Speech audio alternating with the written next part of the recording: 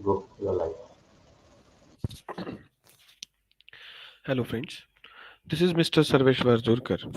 We are here for the session organized by Ballarpur Institute of Technology, Ballarpur, under AICT sponsored Prerna scheme for SC/ST students, in which we'll see about the subject operating system, and the today's topic for deliberation is CPU scheduling and deadlocks in operating system. Yes. In the today's session, we'll see about this is the outline of our today's presentation, in which CPU scheduling, where we are going to cover the basic concepts. What are the various scheduling criteria, various scheduling algorithms like shortest job first, round robin, first come first serve, and etc. Along with that, we'll also cover the thread scheduling, multiple processor scheduling, real-time CPU scheduling, and operating system examples along with that algorithm evaluation. This is the complete flow of our today's session. Next is, what is the objective behind it is, we know that to introduce CPU scheduling, which is the basics of multi-program operating system, in which we are going to use this to various describe various CPU scheduling algorithms, and to examine the scheduling algorithms of several operating systems can really place I mean, that is the main objective of this concept of this topic. What is CPU scheduling? CPU scheduling is a process of determining which process will own by the which will own CPU for execution, whereas maximum CPU utilization obtained with multiprogramming, as we all know. CPU input output burst cycle process execution that consists of a cycle of CPU execution and input output. Next is when the main task of CPU scheduling is to make sure that whenever the CPU remains idle, of course, in many of the cases, if you are not using, if the process is not getting if the process is not getting executed, in that case, your CPU is in ideal position. The operating system at least select one of the process available in the ready queue for execution. CPU burst followed by IO input output burst, and then CPU burst distribution of main main that is the main concern. In another word, I can say load store, add store, read from the input output file, wait for input output file. That wait process is somewhere input output burst.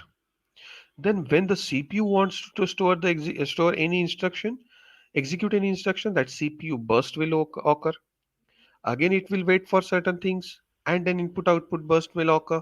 Lead store, add store, read from the file. Again, the same thing, that is it belongs to CPU burst, and wait for IO. This process is continuously, I can say, like it is a complete cycle of CPU execution and input output wait.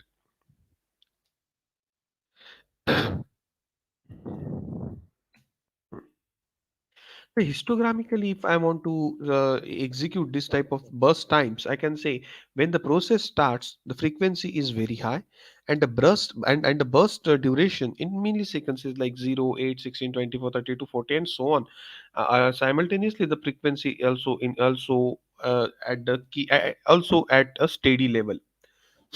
What is scheduler? The short-term scheduler selects from among the process in a ready queue, and that allocates the CPU to one of them. Queue may be ordered in various ways. CPU scheduling decisions may take place when a process switches from running state to the waiting stage.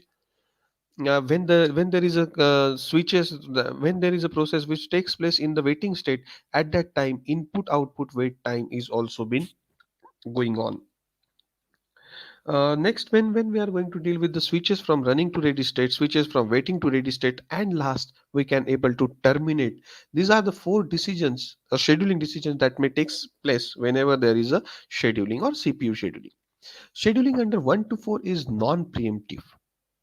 Non-preemptive means that may not end at any different case. It may go on again and again, again and again, again and again.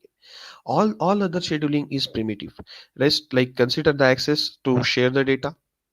Once the data is complete, I mean data sharing is completed, the process need to be preemptive.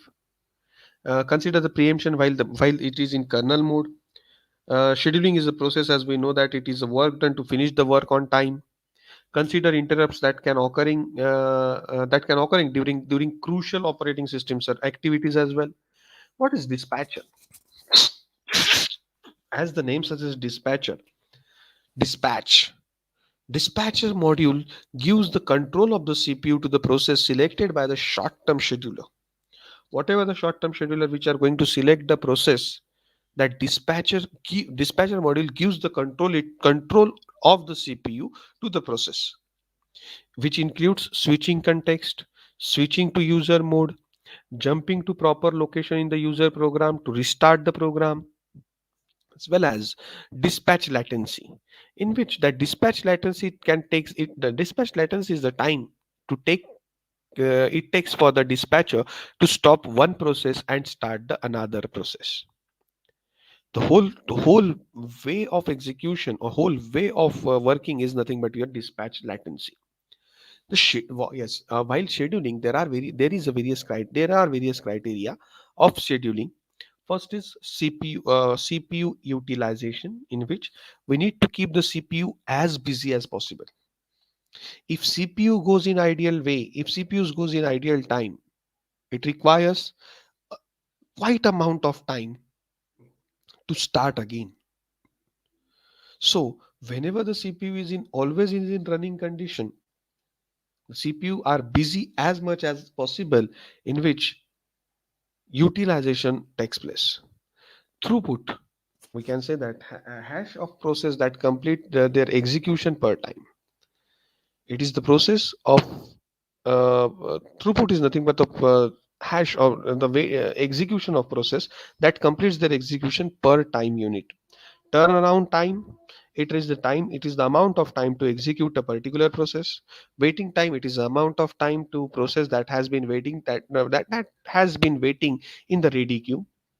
Next is response time, that is nothing but the amount of time it takes from when a request was submitted until the first response is produced, not output.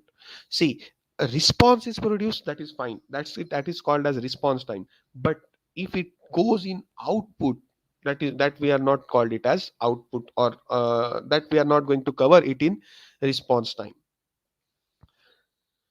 Next is various optimization criteria. Of course, as we know that everywhere, when we are going to deal with our operating system, when we are going to deal with our design and analysis of algorithm, we always need to take in our mind that all the things should be in optimized way. Since it is optimized way, the efficiency of that execution or of that algorithm or of that thing may increases at its high. Maximum CPU utilization, maximum throughput, minimum turnaround time, minimum waiting time, and minimum response time. I repeat, see, two things are maximum CPU utilization, maximum throughput. Rest, turnaround time, waiting time, and response time should be minimum as possible. These are the yes. One question was there in some of the gate examination when I have gone through the question papers. Well, I found that one question on this scheduling algorithm optimization criteria. Which of the following is correct? Which of the following is correct while dealing with the scheduling algorithm optimization criteria? And options were given to you like maximum CPU utilization, maximum throughput, minimum turnaround time is the option A. Minimum turnaround time, maximum throughput, minimum waiting time, option B. Maximum CPU utilization, minimum throughput, maximum turnaround time, option C, and so on. So you need to select the odd one. That means which is not true, and that one is except is like maximum CPU utilization, maximum throughput, minimum turnaround time, minimum waiting time, and minimum response time. Three, whatever the time, if you are going to deal with the time, na, it should be minimum. Always keep in mind that. or it should be minimum. Yes, there is next algorithm. No, sorry, next scheduling algorithm, I can say, that is first come first serve.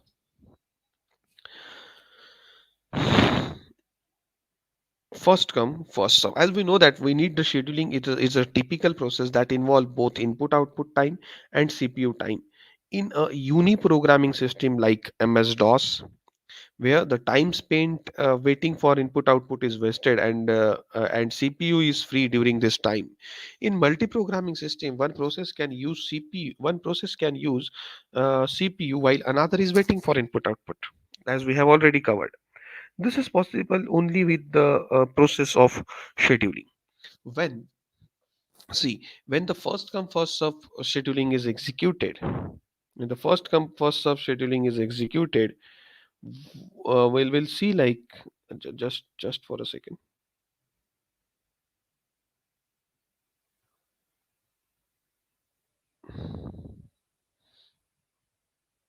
Huh. We'll executing the process time. We'll be dealing with the process time along with various process and along with the burst time. See, for example, see the process P1, it requires time 24 to execute. For the process P2, it requires time 3, burst time 3, and process P3 it again requires burst time 3. Suppose that the process arrive in order. Like firstly, you will come, we will get to know, you will come to execute process P1, then P2, and then P3 in a sequential order. Like see the giant chart for the scheduling as follows. I have mentioned it with the help of this. See, from 0 to 30, the total time which is required to execute all the three processes is 30. It may be minute, it may be second, it may be microsecond, whatever. You can imagine whatever the unit you want to do. Next is waiting time for P1 is equal to 0. Why? Since it is executed in the first way. So waiting time for P1 is 0. Same thing for P2. P2 is executed after P1 executes. P2 will be executed after P1 executes. P1 executes, it require to execute P1, it requires 24 second of time. It requires 24 second of time. Ultimately, in that case, P2 will remain ideal. P2 will remain in waiting state. Yes or no? P2 will remain definitely in waiting state. So we say that the waiting time for P2 is 24. Same thing after the execution of P1 and P2, P3 will start to execute. It directly means that when P3 will going to start to execute, it the waiting time for P3 is P1 plus P2. The time which is required to execute for P1 and the time which is required to execute for P2. The combination of the addition of those two is the waiting time for the P3. I can say to execute P3, the waiting time for P3 is 27. The average waiting time. Now we'll see the average of the waiting time which is required to execute all the three processes.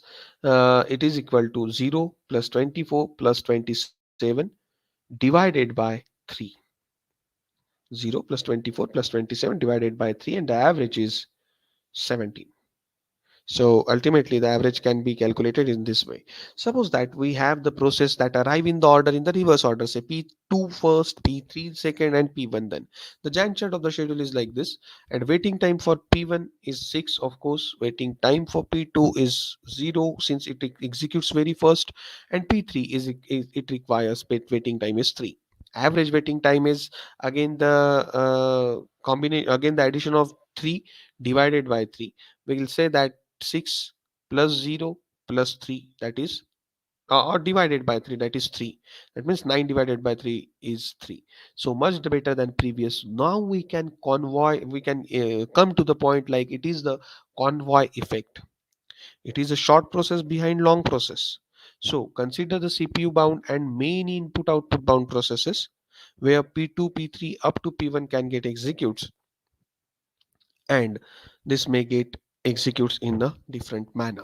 So while dealing with the first come first serve scheduling, we need to keep in mind that waiting time, whatever the time which is required, should be there, and accordingly you need to calculate the average waiting time. See, if you are going to execute the shortest time first, will get the average waiting time very minimum as compared to the process which required longest time longer time.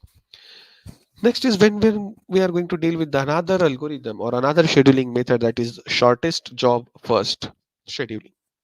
As uh, before going to shortest job first, I again need to explain one or two different points related to first come first serve. That first come first serve, also known as it is the simplest scheduling algorithm, as simple as that. The first in first out, simply a queues process in the order, and that they arrive in the ready queue. In this, the process that comes first will execute first, and the next process will starts only after the previous gets fully executed. Here we are considering that the arrival time for all processes is 0, and the completion time it is the time in which we complete the execution. We are very much aware about all this definition, and whatever the whichever the process which required average waiting time is minimum, will execute in that particular way. But of course it comes accordingly in terms of first come first serve. Whatever the way it processes, whatever the process which comes first will execute first in spite of their time. Next is shortest job first scheduling, in which we are associate with each process the length of its next CPU burst. Use this length of schedule to use this length to schedule the process with the shortest time. Shortest job first is very optimal, and which gives you minimum average waiting time for a given set of process, and and uh, which gives you minimum average waiting time for a given set of process, and it is the difficulty is knowing the length of the next CPU request. That is the only problem in this shortest job first. uh, it can definitely ask it to the user that which what is the which is the next process that is going to execute. For example, if we are considering the process P1, P2, P3 and P4 along with the burst time 6, 8, 7 and 3 respectively. Now, related to their burst time, will execute the process which is having shortest or which is having lowest burst time. Or I can say, in an ascending order, I'm going to execute ascending order of the burst time. The shortest job first will executes the process, or the scheduling is going takes place. The shortest job first scheduling chart is like this. To calculate the average waiting time, we need to arrange all the processes in such a way that according to their increasing order of their burst time. So ultimately, P4 will execute first, then P1, then P2, then P3, and then P2. In this case, when we are going to deal with the average waiting time, it is equal to 3 plus 6 plus 7 plus 8. Sorry, it goes with the addition. That means P4 it requires 3 to execute. P1 it requires 3 plus 6, that is 9. To execute P3 it requires 0 plus, 3 plus 9 plus 8, that is 16. And 3 plus 9 plus 7, that is 16. And then at last it requires to execute P2, it requires again addition of 8 time, 8 second time to execute. So accordingly, the average waiting time we are going to calculate is like 3, 9, 16 and 24 divided by 4. Sorry, 3, 9, 3, 3, 3, 16, 9 and 0, since it for P4 it requires 0 itself. So the waiting time, the average of waiting time is 7.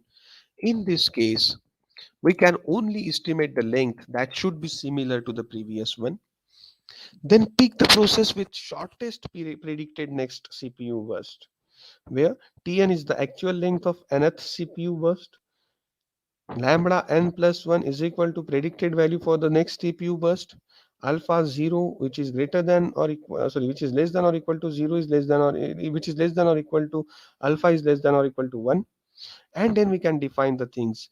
Can we can be done it can be done by using the length of the previous CPU burst. Remember, while determining with length of the next CPU burst, it can be determined by using the length of previous CPU burst using exponential averaging. How that exponential average, we'll see. See, on the horizontal, that is x-axis, we'll say that it is the time, and in the y-axis we'll say that it is the burst time we can frequencies which is required. Accordingly, when the CPU burst is like this, the time which is Ti is 6, 4, 6, 13, 13, 13, and so on. And the lambda, the value of lambda I will be, say, accordingly, initially it is 0, it is 10.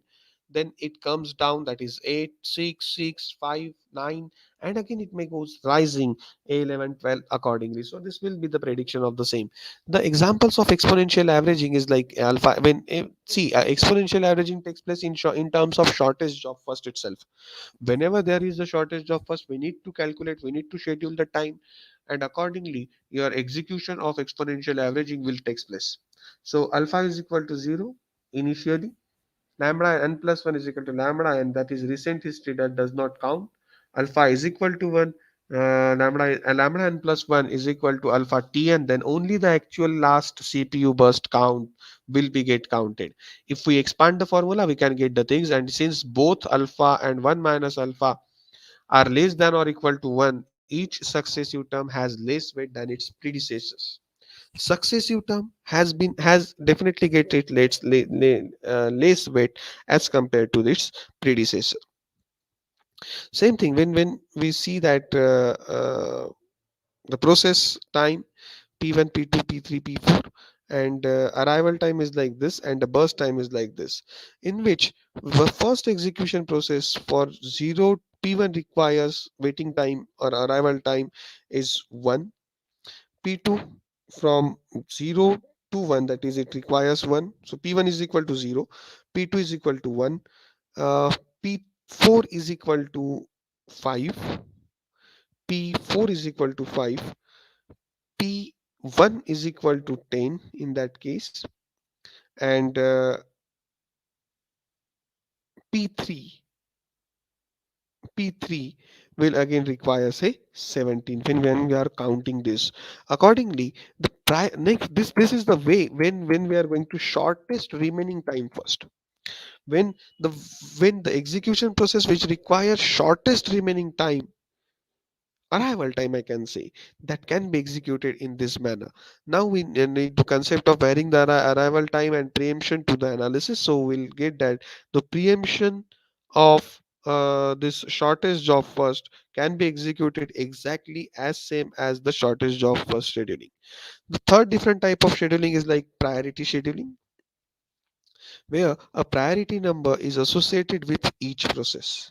The CPU is allocated to the process with the highest priority. That highest priority is nothing but the smallest integer, which is equal to the highest, which is always equal to the highest priority. Of course, it is preemptive, it may be non-preemptive as well. The shortest job first priority is the priority scheduling, where priority is the inverse of predicted next CPU burst time, and problems is equal to starvation minus starvation, which is as low priority process that may never execute, and the solution is equal to aging as time progresses, increase the priority of the processes.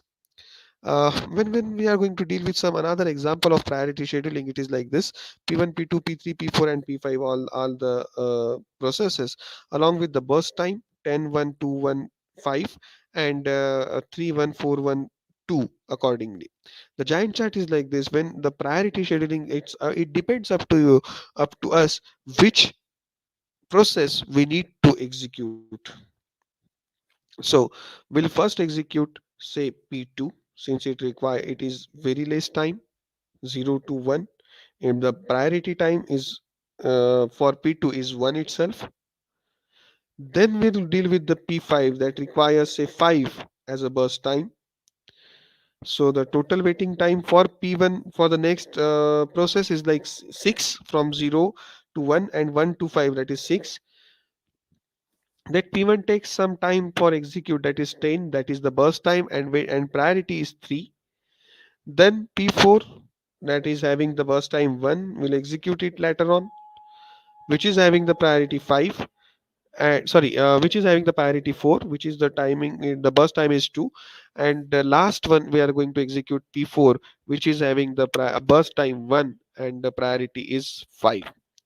So this is all about the way which in which we are executing according to the sequences, according to the requirement which is required by the system itself. Next, we're going to deal with the round robin method. What is round robin? See, as the name suggests, round robin, each process gets a small unit of CPU time. The time quantum, say Q. Usually, it is 10 to 100 milliseconds. After this, the time has elapsed and the process is preempted and added to the next and added to the end of the ready queue. If there are n processes in the ready queue and the time quantum is q, then each process gets 1 by n of the CPU time in chunks of a most queue time units at once. When no processes wait more than n minus 1 queue time units, the time interrupts every quantum to schedule next processes. The performance is like this, like q large is equal to first in first out, q small is equal to q must be large with respect to context switch, otherwise overhead it's is too high, its overhead will be too high.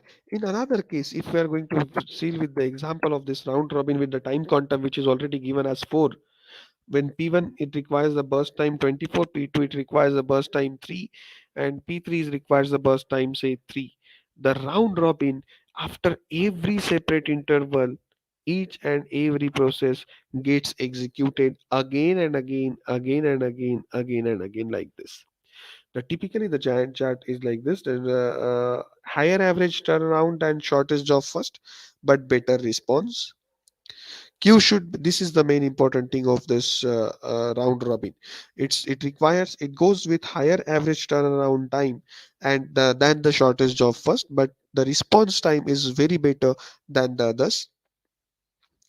Q should be large as compared to the context switch time.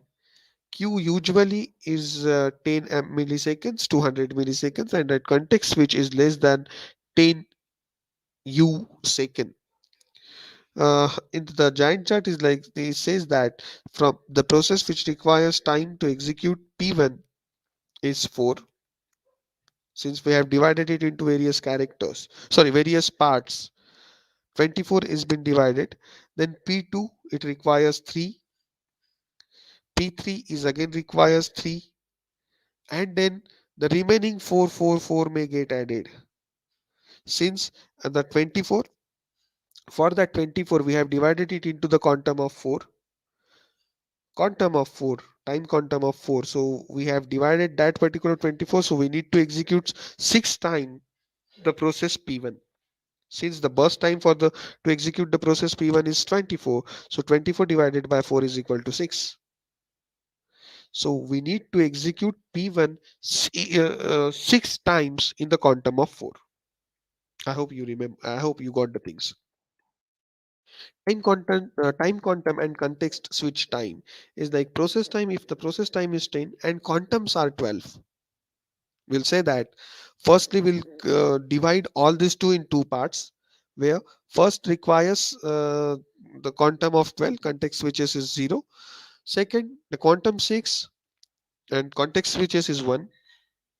The quantum 1 context switches are 9. That is from 0 to say 10. Ultimately it is going with the 9. The turnaround time that varies with according to the time quantum. If we are going to use it in a small sectors, it the time definitely requires it, the time which is is required to execute is definitely less. Ultimately the response time to execute any process will also be very less. The multi-level queue. That is another part. That is the ready queue, which is partitioned into the separate queues. For example, say foreground, which is interactive, and background, which is at the batch. So the process which is permanently is not in a given queue, and each queue has its own scheduling algorithm. Foreground is round robin, background it is first come first serve. Scheduling must be done between the queues, and that fixed priority scheduling, that is serve all from the foreground and then from the background. Time slice, it is each queue gets a certain amount of CPU time which it can schedule amongst its processes. That is 80% of foreground is in round robin, and 20% to background is in first come first serve. Multi-level queue scheduling is the highest priority where the system process, and highest priority is on the topmost thing, that is system process, then interactive process, interactive editing process, and then batch processes, and then student processes. It is the hierarchical way I can say. The highest priority goes to system processes first, then interactive processes, then interactive editing processes, batch processes, and student processes at last. Multi-level feedback queue is the another part in which the process can move between the various queues, that can in where the aging can be implemented this way. And multi-level feedback queue scheduler defined by the following parameters. Their parameters are as follows: the number of queues, the scheduling algorithm for each queue, method used to determine when to upgrade a process, and a method used to determine when to demote a process, method used to determine which queue is a process that will enter when that process needs service. If there are multiple methods or multiple level, the multiple level feedback queue can be get executed. Examples of multi level feedback queue are like this. There are three different queues: q0, q1, and q2. Q0 is going with the round robin with the time quantum of 8 milliseconds. Q1 is the round robin, again that time quantum of 16 milliseconds, and Q2 is the third queue where the time requires is like first come first serve. Next is scheduling. A new job enters queue, that is Q0, which is served first come first serve. When it gains CPU, the job receives at 8 milliseconds. If it does not finish in 8 milliseconds, job is moved to Q1. At Q1, job is again served as F, that is the first come first serve, and it receives 16 additional milliseconds. If it still does not complete, it is preempted and moved to Q2, and so on. This whole process is continuously going on in this scheduling manner. Next is thread scheduling, where the distinction between user level and kernel level threads, and when threads supported, threads scheduled, not the processes. Many to one to many models are to be get executed, and then threaded library schedulers, that user level threads to run the LWP, and no, it also known as, see, the process contention scope. Since scheduling competition is within the process, and when the shortest job first is shortest job next, that also known as the shortest job first, which is also a scheduling process that can select it for the execution the waiting process with the smallest execution time. When the kernel thread schedule is not available, CPU is in system contention scope. If the CPU is in system contention scope, it requires competition among all the threads in the system. When related to shortest job first, it has the advantage of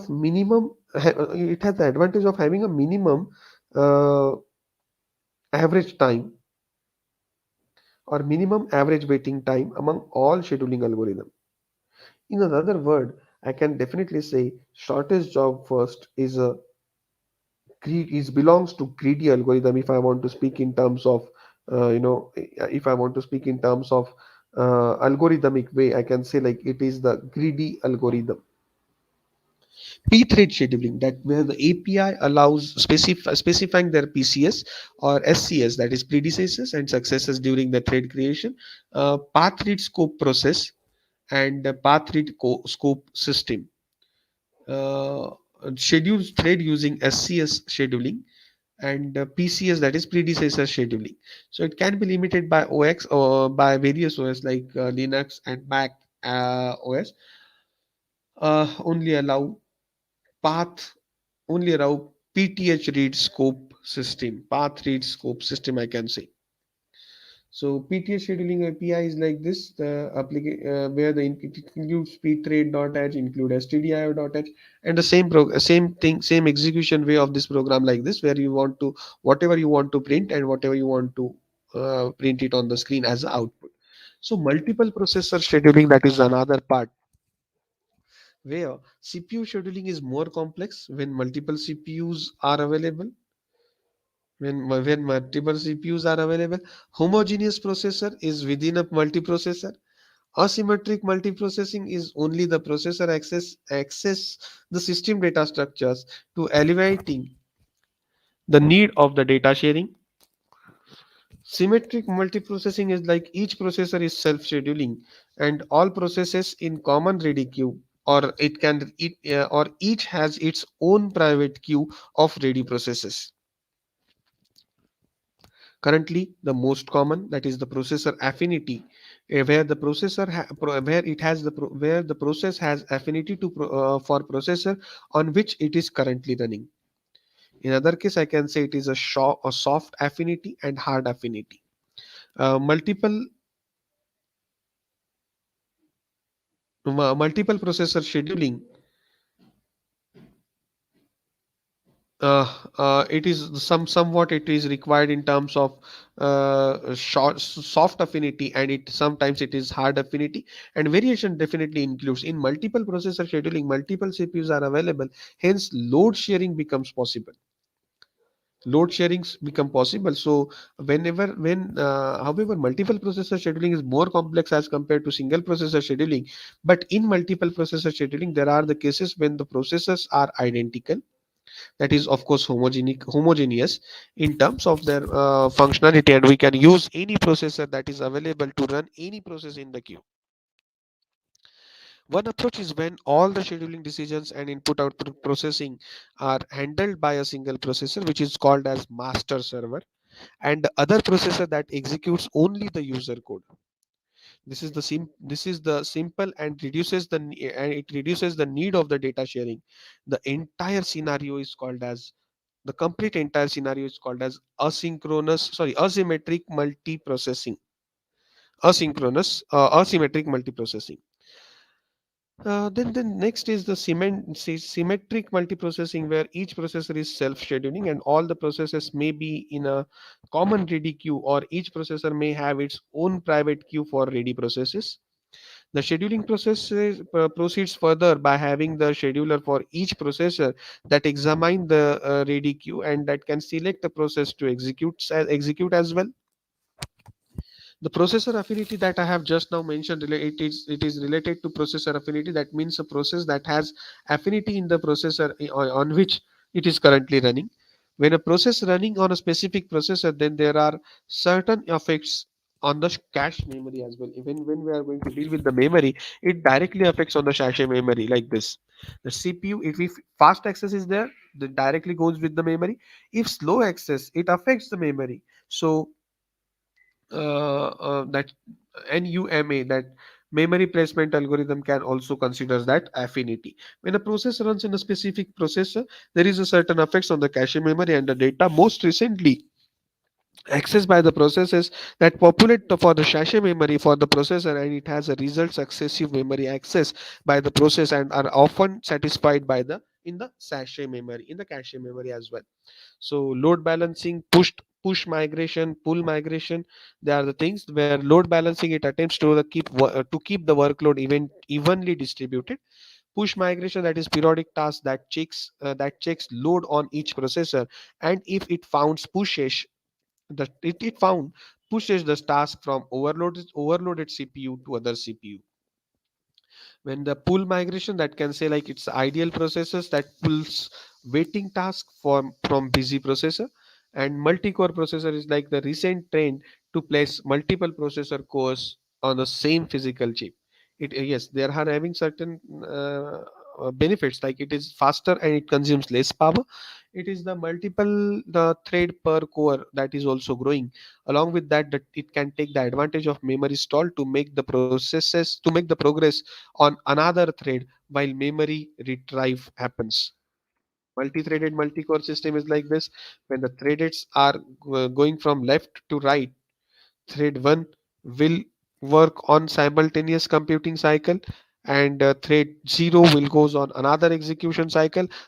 Simultaneously, if two processes get executed, it definitely requires less time to execute the whole process. Then when it comes to the real-time CPU scheduling, it can present obvious challenges, like soft real system that can guarantee as to when um, some critical real-time processes will be scheduled. Hard real-time system that task must be serviced by the deadline. Two types of latencies after the performance as like this, like interrupt latency and dispatch latency. It requires some more amount of time which is not in scheduled time. So interrupt latency is like the time from arrival of interrupt of routine that services interrupt, and dispatch latency is simply like the time for schedule to take current processes of CPU uh, and switch to another.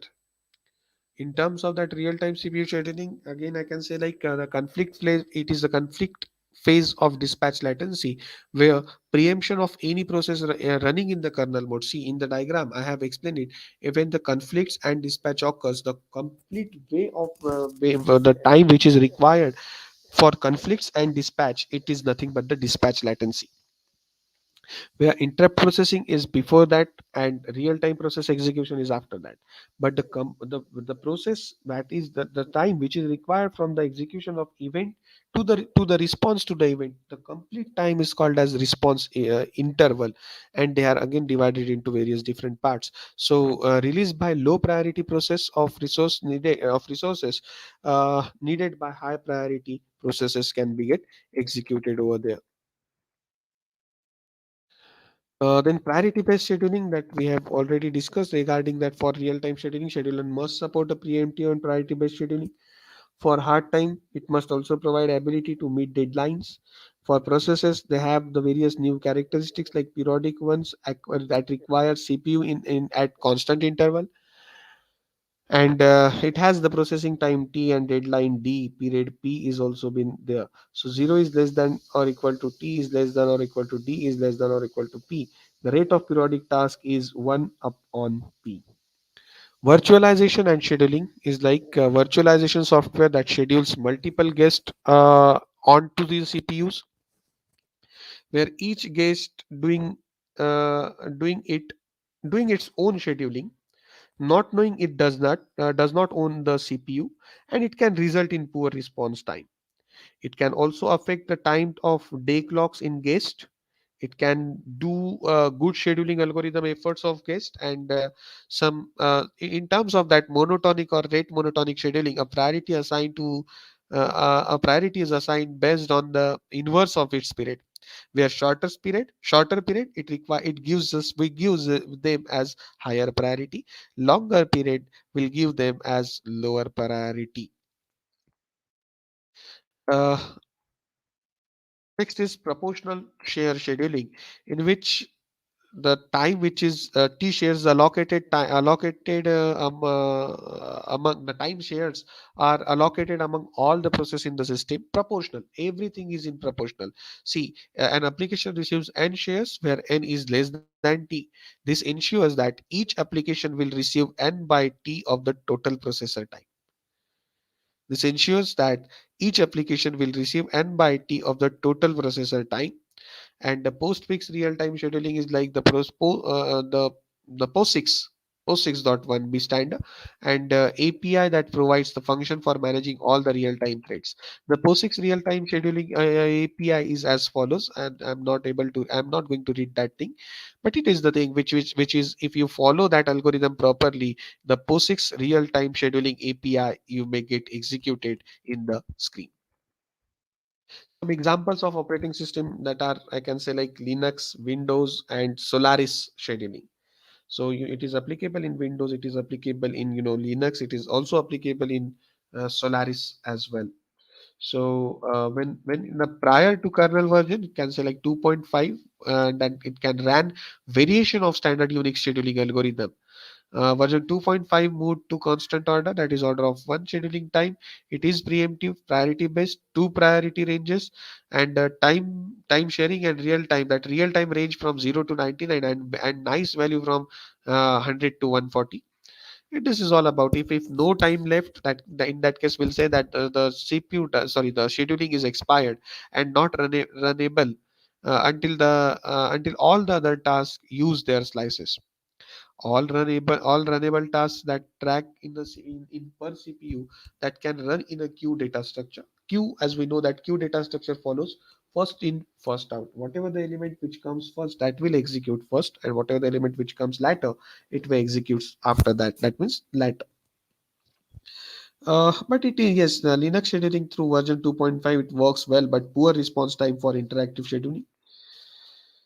Version 2.6.23, that is completely fair scheduler, that is CFS, I can say, where the scheduling classes each has a specific priority, and accordingly, where the scheduler picks highest priority task in the highest scheduling class, so it can goes rather than the quantum based or fixed time allotments based on proportion of CPU time, where two scheduling classes included, others than other can be added. One is default and another one is real time. So quantum calculated based on nice value, and CFS scheduler contains per task virtual runtime to decide the next task to run. Scheduler that picks task with lowest virtual runtime.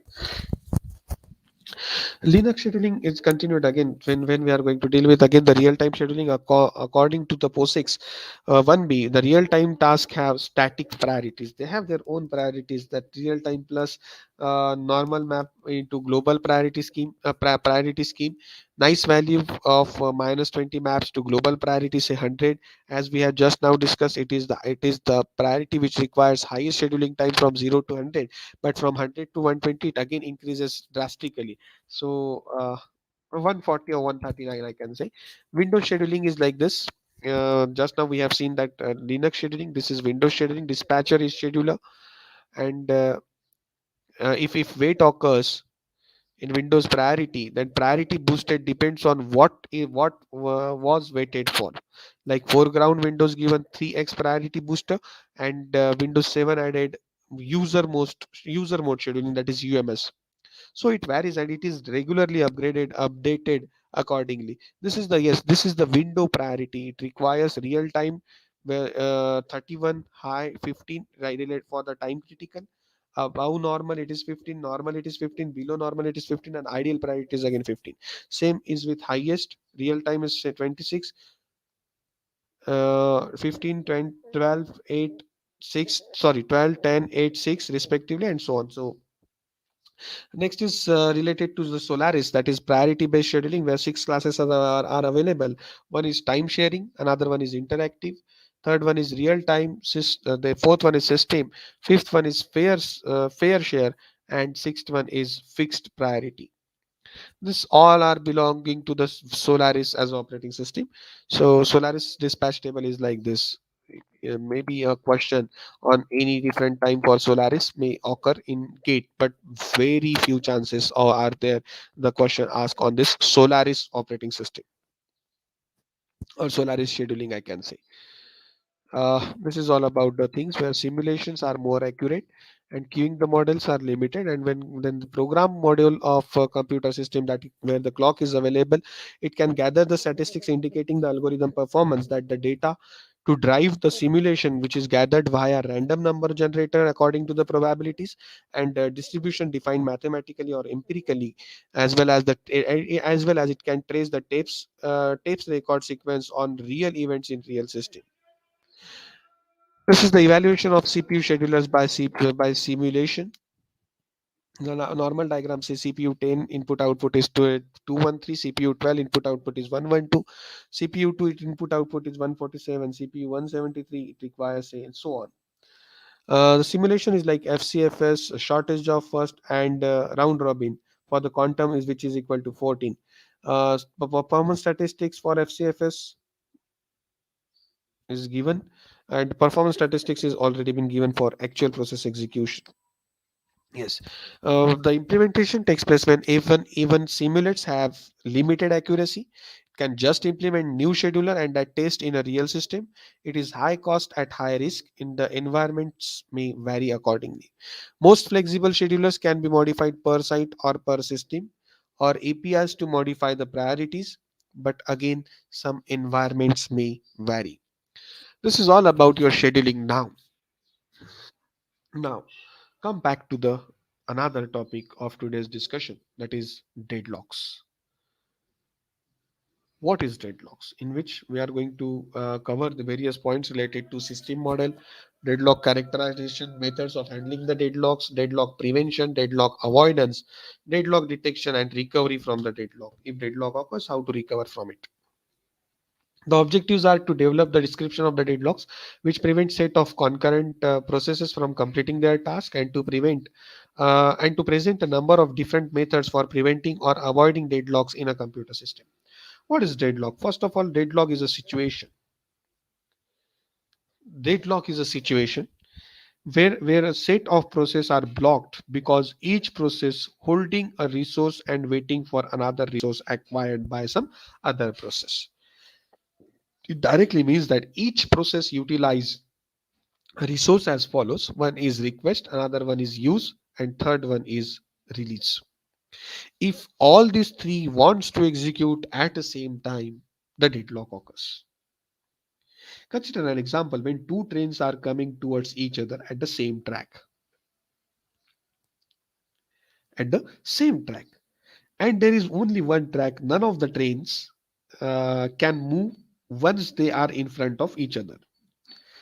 A similar situation can occur in operating system when there are two or more processes that hold some resources and wait for resources held by others. For example, in the say process 1 is holding resource 1 and waiting for resource 2, which is also acquired by process 2, and process 2 is waiting for resource 1, one and the same thing. Yes. So deadlock characterization, in terms of characterization, I can say deadlock can arises in four conditions that can hold simultaneously. One is mutual exclusion, where only one process at a time can use a resource. Hold and wait, where a process holding at least one resource is waiting to acquire additional resources held by the other process. No preemption can also takes place when a resource can release only voluntarily by the process holding it after the process has completed its task. Circular wait, when there exists a set P0, P1 up to Pn of waiting processes such that P0 is waiting for a resource that is held by P1. P1 is waiting for the resource that is held by P2 up to Pn minus 1, which is waiting for a resource that is held by Pn, and Pn is waiting for the resource that is held by P0. Deadlocked with mutex locks. What is mutex? Deadlock can occur via system calls or locking, etc.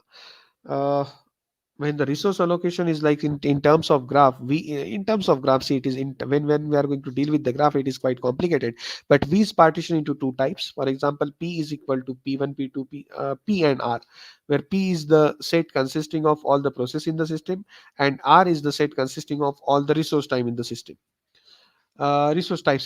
The request age is equal to the direct age, that is pi to rj. Assignment age, that is directed to the age rj to pi. Where resource allocation graph, it's again I can say like the process we are initially showing it with the help of say normal circle. Resource type with four instances, that means a particular resource with four instances can occurs like this, and pi request instance of rj. Pi, that is process, and which is having the instance of rj, that is resource type j. Pi is holding the instance of rj, that is rj goes with pi accordingly.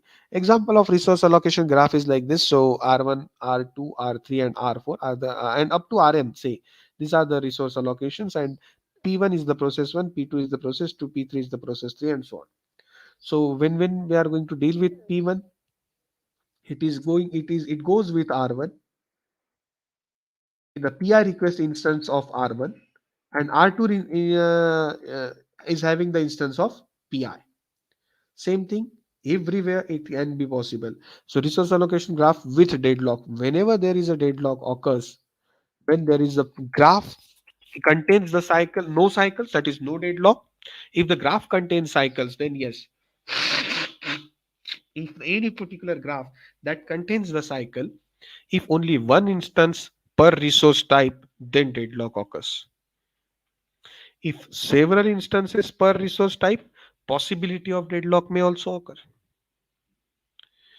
Meanwhile, if in our words, I can say, in another word, I can say, if graph contains cycles, then and only then there is a chances of getting deadlocks.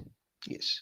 Yes, of course, if deadlock occurs doesn't matter, then there are certain methods of handling the deadlocks as well. One, ensure that the system call will never enter a deadlock state. First is deadlock prevention. Second one is deadlock avoidance. When it allows the system to enter a deadlock state and then recover, it ignores the problem and pretend that deadlock never occurs in the system, which is used by most operating system including Unix.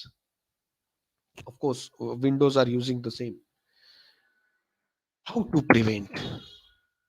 How to prevent? If deadlock occurs, it's the responsibility of the users to prevent the deadlock. How? By applying mutual exclusion. What is mutual exclusion? Mutual exclusion is not required for shareable resources like read-only files. It is not required. But when there are execution, then must hold for non-shareable resources. Hold and wait is another way of deadlock prevention. It must guarantee that whenever a process requests a resource, it does not hold any other resource. It requires process to request and be allocated all its resources before it begins execution, or it allows process to request resources only when the process has none allocated to it. Low resource utilization, starvation is also possible over there. No preemption. If a process that holding some resources request another resource that cannot be immediately allocated to it, then all resources currently being held are released, and preempted resources are added to the list of resources for which the process is waiting. When the process will be started, it only when it can regain its old resources, as well as the new ones that it is requesting. Circular wait can also occur. Um, Circular wait is a set of process that are waiting for each other in a circular form. Impose a total ordering of resource types, and that requires each process or request resources in an increasing order of the enumeration. So yeah, ultimately, so these are the examples when there is deadlocks. So did avoid how to avoid the deadlocks. One is, before that, I am going to explain some methods. uh, I am going to explain three methods to handle the deadlock. One is deadlock prevention or avoidance, where the idea is not yet led the system that into the deadlock state. One can zoom into each category individually. When there is prevention is done by negating one of the above said uh, necessary conditions for deadlock. Avoidance is a kind of futuristic in nature. By using a strategy of avoidance, we have to make an assumption. We need to ensure that all information that about resources which process will need are known, and and can be executed accordingly. The example like Banker's algorithm, or I can say like Dijkstra's algorithm, in order to avoid the deadlock. Then, if still the deadlock occurs, we can let the deadlock occur. Then we are going to do the preemption to handle it once it occurs. And third one is ignore the problem altogether. If deadlock is very rare, very rare, then let it happen and reboot the system again. Let it happen. Reboot the system again. This is the approach that both Windows and Unix that can take place. Some basic facts related to deadlocks are like if system is in safe state, no deadlocks. If yes, if your system is in safe mode or safe state, I can say there may not be occur of there may not be any chances of occurring deadlocks. If system is in unsafe state, there is the possibility of deadlocks. When there is avoidance occur, we can ensure that a system will never enter at unsafe state. Safe, unsafe, deadlock state. That is, deadlock occurs when the system is in unsafe state, and deadlocks may not occur when the system is in safe state. Avoidance algorithm, I can say like single instance of a resource type which can use a resource allocation graph, multiple instance of a resource type which can use the banker's algorithm. Just now I have explained it. And resource allocation graph scheme is like we can going with the claim age or graph age method. The resource allocation graph is like this: R1 goes with P1, P1 supposed to goes to R2, P2 will go to R1, and P2 supposed to go to R2, in which case the resource allocation graph is expected like this. If cycle occurs, chances of deadlocks get increases. So bankers algorithm, in I'm not going to detail in the bankers algorithm, since it is a multiple instances. Each process have calm maximum use. When a process requests a resource, it may have to wait, and when the process gets its all resources, it must return them in a finite amount of time. Let n is equal to the number of process and m is equal to number of resources types available. So available maximum allocation and need can be takes place, and this is the safety algorithm related to and bankers. And whenever the deadlock detection may occurs, we can allow the system to enter a deadlock state. Detect the algorithm requires some detection algorithm, and then recovery the scheme. So this is all about the way of executing the deadlock in a particular sequence. uh, when there is a situation which comes when there is a set of processes are blocked because each process is holding a resource and waiting for another resource acquired by some of the other process. We can say that I can definitely give again that example of trains. Two trains on the same track comes towards each other. The deadlock occurs. Both are unable to execute themselves. Both are in waiting state. So several instances of resource type it may be available allocation and request, and some detection algorithm will say that let work and finish with the vectors of length m and n, and then if work is equal to available for, then we can execute, then we can of course able to detect that deadlock and prevent that deadlock. Algorithm require the algorithm which is there the detection algorithm requires an order of time, order of m to the m multiplied by n to the power 2, where m is equal to work and allocation is equal to n operations to detect whether the system is in deadlock state or not. So this is all about the complete thing related to CPU scheduling, which we have covered it in today's session, and CPU scheduling along with the deadlocks. Thank you for your patience hearing. Over to you, Neeraj sir.